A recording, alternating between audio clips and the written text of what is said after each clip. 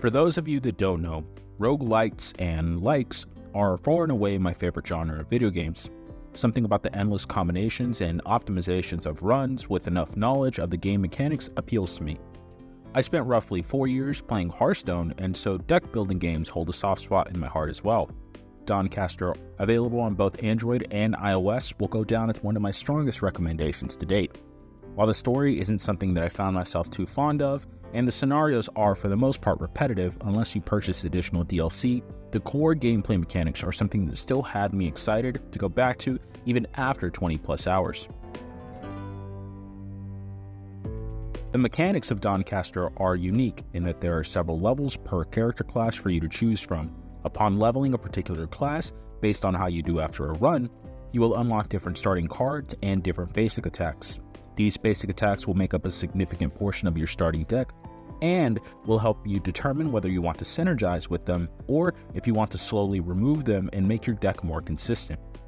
There are several different mechanics in the game for you to test out, ranging from your standard poison and burn to more complex mechanics like charm, which will automatically have the enemy be defeated after the charm stacks are higher than the enemy's health, or a deep wounds mechanic, which will, upon inflicting 5 deep wounds, automatically defeat the enemy. You play cards based on your attributes, which are strength, intelligence, or agility. Some cards require corresponding energy, while others are neutral, allowing you to use whatever energy you have available.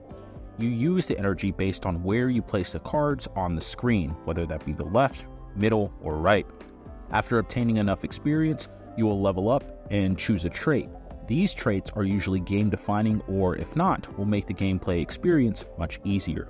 You navigate through a pretty standard journey, meeting friends and foes alike that you will have to defeat in order to make it through the level.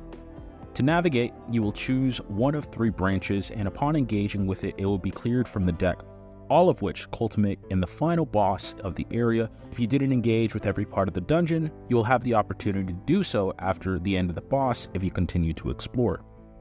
Completing a dungeon will award you gold in the town, which can be used to buy cards or items, heal, upgrade, or remove basic attacks if you choose to do so. Breaking down the best parts of Dawncaster is difficult without getting into the nitty-gritty, but let me try. For starters, it's a really good UI in terms of understanding what the cards do and how to trigger them. It is fairly easy to understand which cards synergize well with each other. That is not to say that it is a simple game. I logged over 20 hours, and I know that I haven't even scratched the surface of all of the game's mechanics, considering that I didn't even completely level one character. I did test them out for the most part, and I can safely say that it is very likely that you'll find a style that fits what you're looking for. There are some classes that have combined card sets for multiple classes, and these added an additional layer of depth to the game that was nice to see. More than anything else, Dawncaster creates that one more run feeling, even though its campaign can run you roughly an hour. This is a huge feat for something that can last so long. There are some things that you should be aware of before buying this game. The first is that it's fairly limited in terms of variety across the storyline. By this, I mean that you will navigate the same dungeons in the same orders. While the events inside them can be randomized, the events themselves are actually fixed. This means that you will encounter the same characters and the same bosses across all your runs. This happens despite you using the randomized maps option. I think this is for the maps across the DLCs and the main story campaign. This leads me to the DLC.